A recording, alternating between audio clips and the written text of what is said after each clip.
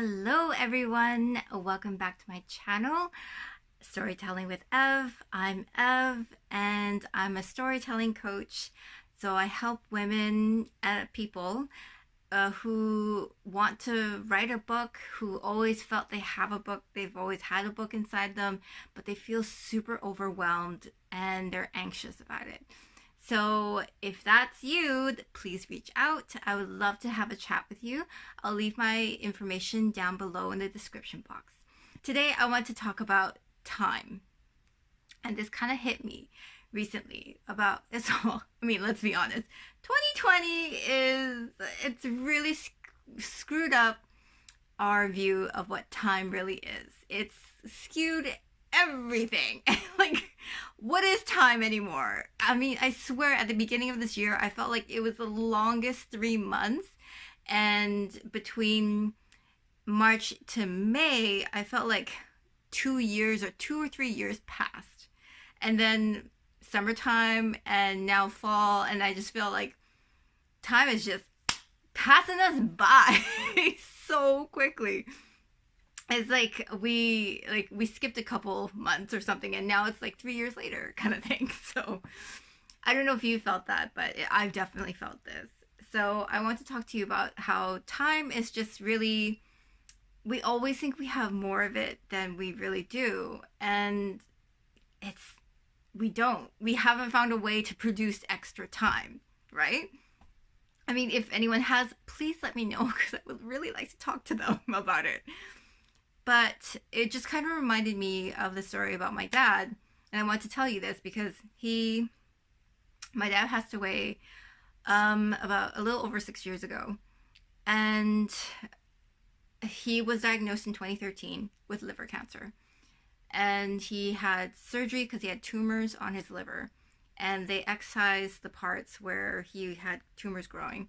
And the surgeon was super optimistic about his outlook. He said, you know what, your dad, he'll probably have like a year to 2 years, and then we'll reassess from there. Because fair enough, like, why would he overpromise, right?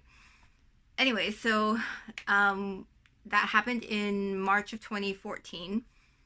August 2014, my dad's birthday, had a great one. We went to White Spot, which is this really quaint family restaurant kind of thing in Vancouver. And I baked him a chocolate cake, and everything was great. Conversation, company, awesome. Everything was great. And my birthday gift to him was hockey tickets to any one of the games that he could have chosen from. And so, that was my gift to him. And he was super excited about it. And I was just like, okay, yeah, like, we'll plan a day to go. And I was hoping like this would actually really help us to like have a better relationship. Our relationship wasn't always the best, but it was getting better. So I was like, yay, okay, this will be cool. Cut to mid-September.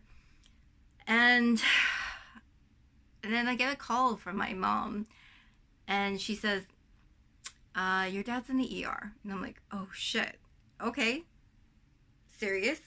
But it wasn't necessarily for his liver cancer. It was just, he had a lot of stomach pain. And I was like, okay, so I head over there. That was like on a Thursday. I head over there. And the doctors don't know what's going on. They can't really determine what the source of all the pain is. Keep him overnight. So I go again on Friday. He's now in his own room, which is good. But now they're worried about a few other things. Something else is really, like, red alert kind of thing for him. And then we're trying to catch the doctor. Every time we go, though, the doctor's not there. It's like one of those, like you're just trying to, like, catch the white rabbit kind of thing, but it's just not happening. So Saturday morning comes along. I go there again. And this day, I actually had an open house because I was selling my place, so I needed to grab a few other things from IKEA in Richmond and Vancouver. So I'm there for a bit, talk to Dad. He seems fine. Like, his stomach pain is kind of lessened. I guess maybe they got the right concoction to help him with his the doctor's help to help with the pain or something. I give him a hug. I tell him I love him, and then I head out. That was probably around 12:30, I believe. And then on my way to Richmond with my ex, my boyfriend at the time, I get a text, or actually I get a call from my sister-in-law saying, like, you need to come back to the hospital. Dad's in the ICU. And we're like, okay, that's not what I wanted to hear. Rush back to the hospital, and the doctor and the ICU, doctor and nurse, sit us down, the entire family, and they say, okay, it's decision time. Like, how do you want your dad to go? Like, that's something, it's really hard to wrap your mind around. And just for your just for time, in terms of time, it was literally, he went in on Thursday and then he's about to die Saturday. Granted, I know there are so many people out there who have lost maybe a loved one to where it's been immediate and you really have no chance to say goodbye. And I still haven't been able to like wrap my head fully around his death in that sense, because it's like, how did this happen? Like, how did this happen so quickly? And he was unresponsive at that point. Like, he was on the ventilator, he was out. Like, and so that's why I wanted to come on and talk about this, because time really isn't our friend. And I'm not saying like, oh my God, you need to do things now. Like, you need to get jumping on it. You need to get this. This isn't coming from a place of fear. I don't want that. Don't get it twisted. I'm not saying that. Where this is coming from is from a place of love, because I'm hoping that the story will inspire you to take the steps you need to do whatever it is that you really want to do. And I mean, like, yes, it's such a trite message where yeah, I'm telling you, live your life, do your thing, like do what inspires you. But it is just that, because I still think even during this whole pandemic, it's taught us a lot of things. It's taught us to slow down around certain things about like our like treadmill life. It's taught us to like really reassess things, especially like where we were going, and realizing that maybe that's not where you want to be. I thought I had the time. I thought I had a lot more time than what I was given. And I didn't jump on that opportunity. And now I can't do it anymore because he's gone. And it's just really upsetting that I can't even do that. And I don't want you to live with that kind of regret.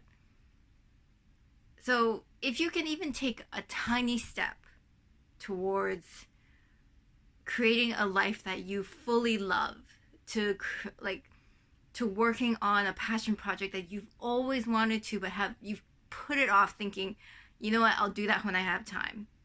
Let me ask you this. When do you think you will actually have time? Time really literally slips through our fingers every single day. And this is not to say that you have to rush right now, but think about what you want to do in life. If it's writing a book, start writing a page a day. Spend 30 minutes on just writing something. Even if it's just journaling. Journaling is still writing, but you're getting something done. Like, you're doing something. You're taking those tiny steps towards your goal. Time isn't our friend. If you are interested in working with me, you'll find my information below. But share, if you can, share this message, share this video with someone who actually needs to hear it. Because I know there are a lot of us out there who are always thinking that we'll have the time later on. But then, when do you think you will actually have time? And so thanks for watching. We'll see you next time.